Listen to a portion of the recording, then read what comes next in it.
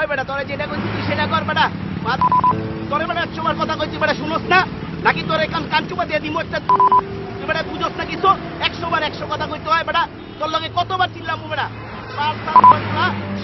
বেটা তোরে আমি দিমু তোর একটা থাপ্পড় তুই বেটা বেশি বুঝোস 1 ডিগ্রি চুপ বেটা কথা কম কর চুপ ওস্তাদ বারণ বারণ সবাই ভাড়াটা হাতে হাতে লোন মামা ভাড়া দেন ওই বেটা উঠা সারা পারলাম না এখনই ভাড়া বলা যা বেটা যা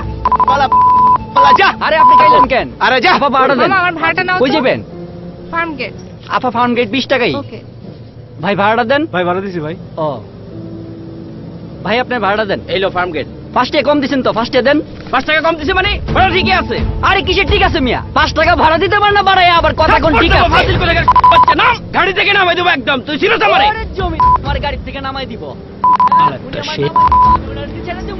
10 টাকা ভাড়া দিয়া একেবারে গাড়ি কিনে লাইছে এ আপা দত আপা ভাড়া দেন কই যাবেন আরে বাবা যাইবেন কই মুখে কইতে পারেন না হাতে কি দেখাইতেছেন বোবা নাকি এই আস্তে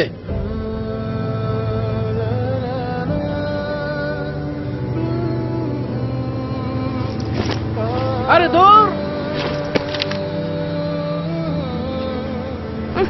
ভাব মারে আরে বা 10 টাকা দিয়ে ভাব দেখছেন নি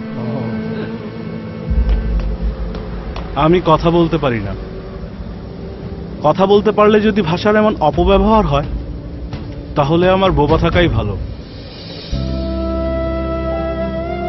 এভাবেই প্রতিনিয়ত মনের অজান্তে আমরা আমাদের মায়ের ভাষার অপব্যবহার করে যাচ্ছি। আসুন আজ থেকে শপথ করি আর নয় মায়ের ভাষার অপব্যবহার। আর এই শপথের প্রতীক স্বরূপ 21 প্রতিজ্ঞা.org লিংকে ক্লিক করে আমরা সবাই এই শপথ যাত্রায় একাত্মতা প্রকাশ করি।